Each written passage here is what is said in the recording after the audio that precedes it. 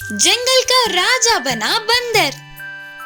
एक जंगल में तरह तरह के पशु पक्षियाँ रहते थे। वे सभी मिलजुल कर रहते थे। कुछ छोटी सी भी जरूरत पड़े तो एक दूसरे की मदद करते थे। उनका बहुत समय से ही राजा नहीं था। उन सभी ने सोचा कि उनका एक नायक होता तो अच्छा होता। ऐसे सभी पशु पक्षियाँ नायक को चुनने के लिए इकट्ठा हुए और किसको राजा के रूप में नियुक्त करे करके चर्चे चल रहे थे। सभी ने अपने विचार व्यक्त किया। हिरन ने कहा, हम सभी अपने अपने कला का प्रदर्शन करेंगे और जो भी सबको अच्छा लगता है वही राजा बनेगा। बोली हिरन। जैसे हिरन ने कहा वैसे करेंगे तो ठीक रहेगा, बोली पक्षी। इसके लिए सबके मानने पर मुकाबला शुरू हुआ। ऐसे कई पशु पक्षियों ने अपनी कला का प्रदर्शन किया। आखिर में एक बंदर आगे आकर अपने विचित्र विचित्र कला से नाचने लगा। ये देख सभी हंस पड़े।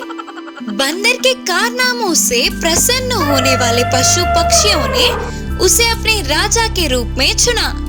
लेकिन ये सब लोमड़ी को अच्छा नहीं लगा। लोमड़ी ने सोचा, राजा के कुछ लक्षण होते हैं, बुद्धि और बल में सबसे आगे होना चाहिए, और यहाँ देखो, एक बंदर राजा बना है। एक दिन वह लोमड़ी के खाने के लिए जंगल में घूमता हुआ शिकारी के द्वारा बुनी हुई जाल को देखी। उस जाल के बीच में एक बड़ी सी रोटी थी। बहुत भूखे होने के बावजूद वह लोमड़ी उस खाने के पास ना जाते हुए जल्दी जल्दी बंदर राजा के पास भागती हुई गई और बोली, राजा, आपका ये सेवक आपको एक तोहफा देना चाहता है। अगर आप मेरे साथ आओगे तो मैं आपको बहुत स्वादिष्ट भोजन मिलने की जगह दिखाऊंगी। स्वादिष्ट भोजन का जिक्र सुनते ही बंदर के मुंह में पानी आ गए और तुरंत लोमड़ी के साथ गया। लोमड़ी बंदर को उस जाल के पास ले गई। उसकी बीच की रोटी दिखाते हुए बोली, ये लो राजा, ये रोटी आपकी है, इसीलिए मैंने उसे छुआ तक नहीं। जाकर मजे लो, विनम्रता से बोली लोमड़ी। आगे पीछे कुछ भी ना सोचते हुए बंदर जाल में कूद गया और तुरंत शिकारी के जाल में फंस गया।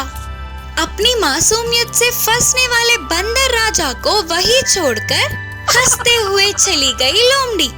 इस कहानी की सीख है कि राजा बनने के लिए बुद्धि और बल का होना बहुत जरूरी है।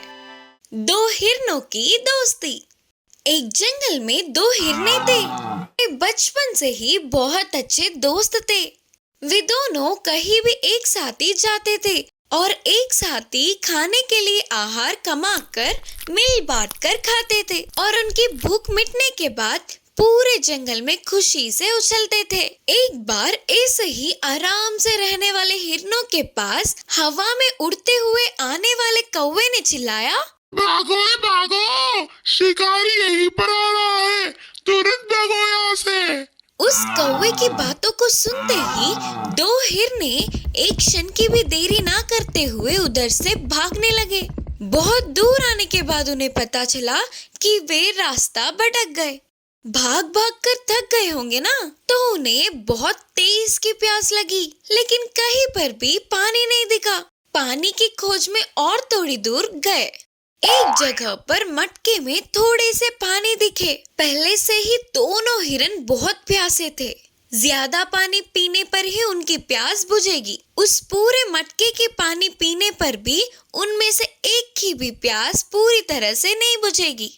तब पहली हिरन ने कहा, इस पानी को तू पी ले, वैसे भी मुझे उतनी प्यास नहीं लग रही है। नहीं नहीं, तू पी ले, मैं कुछ भी सह लूंगी, लेकिन तू प्यास सह नहीं पाएगा ना। ऐसे दोनों तू पी ले नहीं तू पी ले करके एक दूसरे को बोलने लगे। ऐसे तो कोई फायदा नहीं करके आखिर में दोनों ने मिलकर पानी पीने का निर्णय किया। दोनों एक साथ ही पानी पीते हुए बहुत देर हो गई, फिर भी मटके में से थोड़ी सी भी पानी कम नहीं हुई। ये सब कुछ पेड़ के ऊपर से देखने वाला बंदर नीचे उतरकर उन हिरणों के पास आकर पूछा, तुम दोनों पानी क्यों नहीं पी रहे हो? अगर मैं पानी पीऊंगी तो मेरे दोस्त के लिए कम होगा ना।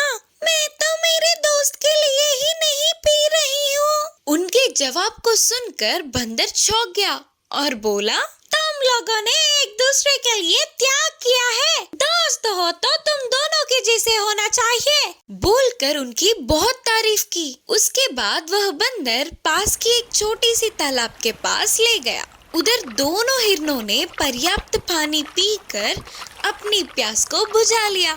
इस कहानी की शिक्षा है कि दोस्ती किसी चीज का लालच नहीं करता, बल्कि देना सिखाता है। मायावी घोड़ा।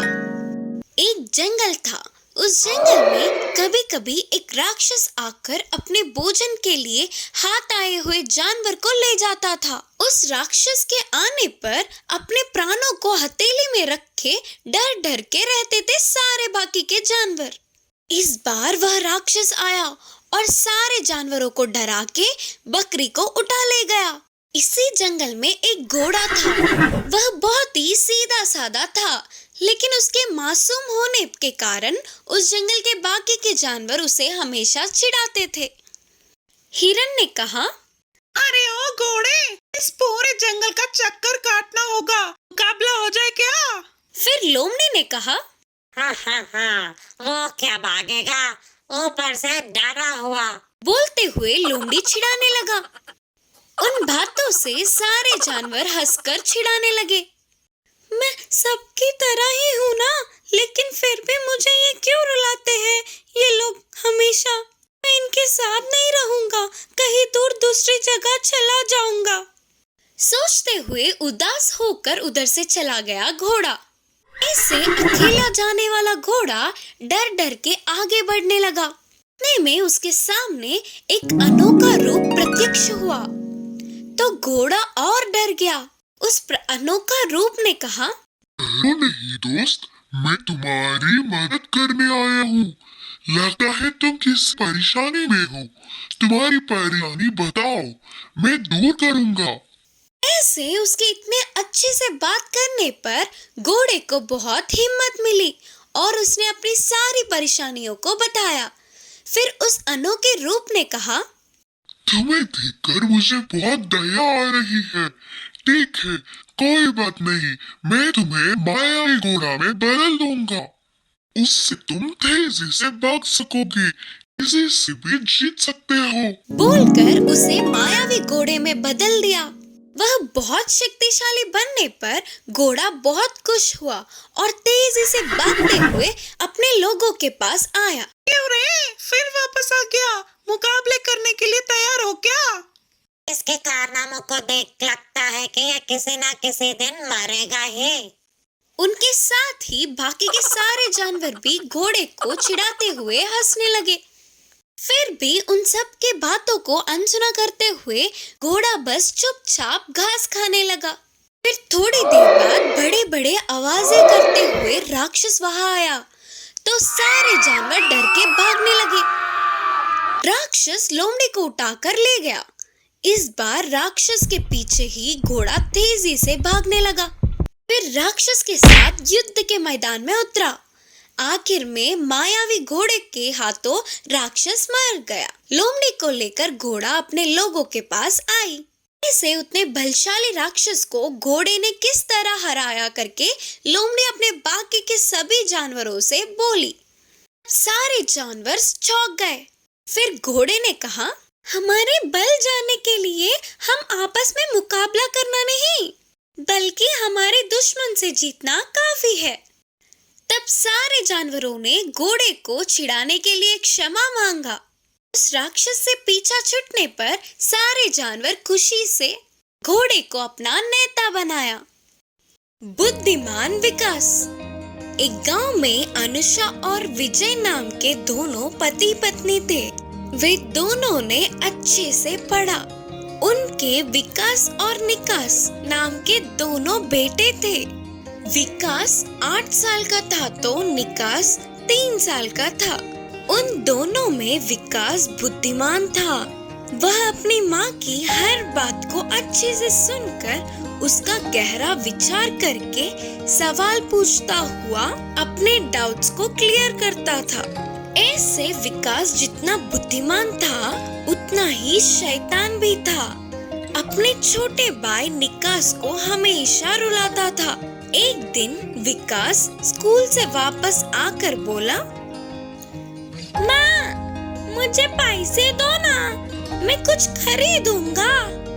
तब उसकी माँ ने विकास को 10 रुपए देकर कहा, ये लो 10 रुपए, छोटू और तू शॉप जाके कुछ खरीद लो।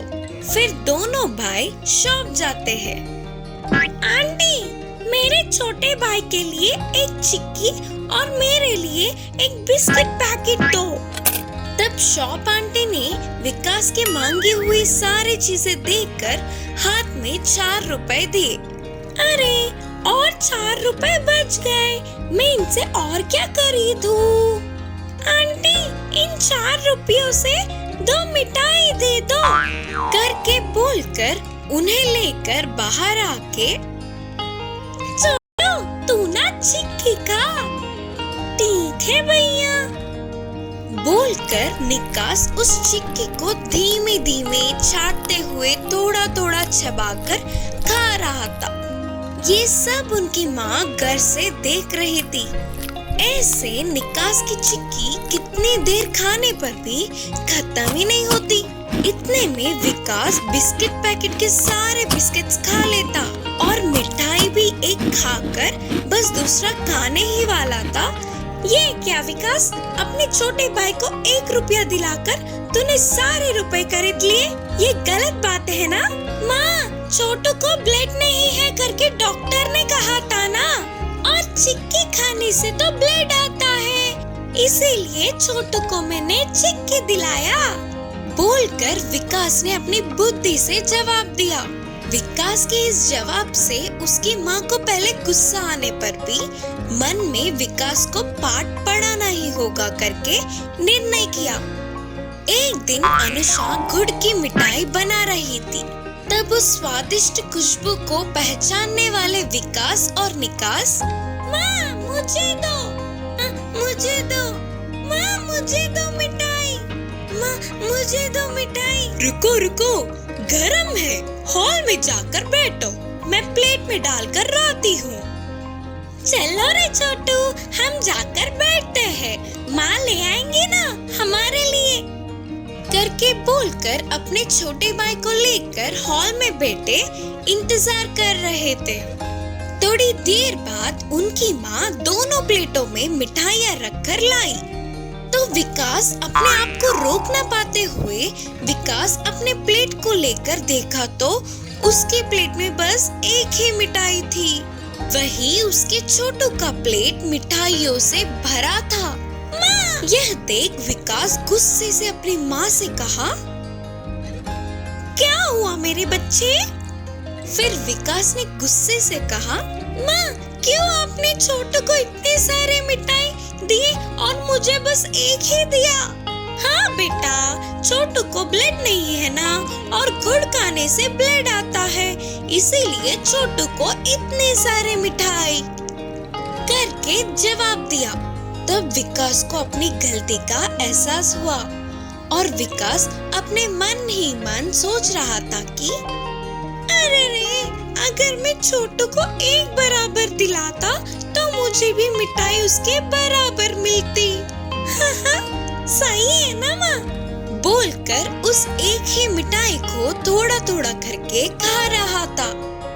इस कहानी की सीख है कि हम अपने सामने वालों को एक बराबर समझेंगे तो हमें भी बराबर का हक मिलेगा।